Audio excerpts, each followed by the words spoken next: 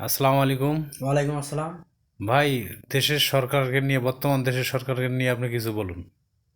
বর্তমান সরকার নিয়ে কি বলবো আর, আমাদের বর্তমান সরকার তো অনেক সুন্দর। কেমন, ভালো মন্দ, না, উনি কেমন কি আশায় উনি বিষয়? ভালো আছে, কারণ উনি বর্তমান তারেক রহমান আমাদের মাননীয় প্রধানমন্ত্রী।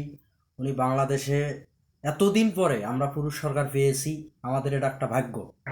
আর ভাগ্য বড় কথা না, মনে করেন যে উনি বর্তমান সরকার, উনি এর আগে কি হয়েছে জানি না, কোনো দলমত নির্বিশেষে উনি কোনো কাজ করবে, কাজ ভালো করবে। এবং আমাদের যত বাংলাদেশের মধ্যে লোক আছে উনি ফ্যামিলি কার্ড দেবে। তবে আশা করি ফ্যামিলি কার্ডগুলো জনগণ পাইতে যেন কোনো বিভ্রান্তি না হয়, এটা আমি তার কাছে আশা করি।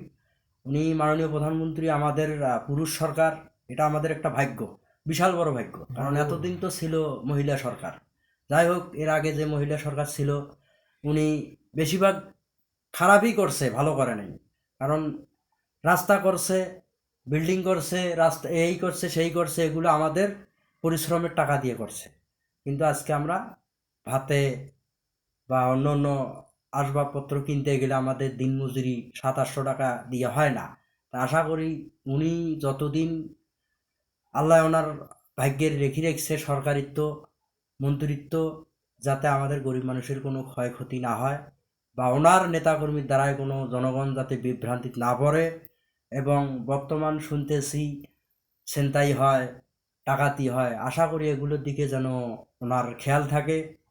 আর ওনাকে আমি খুব ভালোবাসি।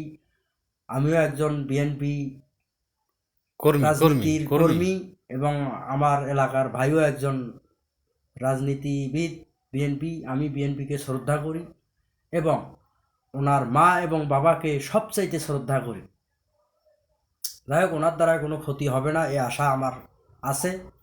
যাই হোক, ওনাকে আল্লাহ নেক হায়াত দান করুক এবং দেশকে পরিচালনা করার জন্য তৌফিক দান করুক।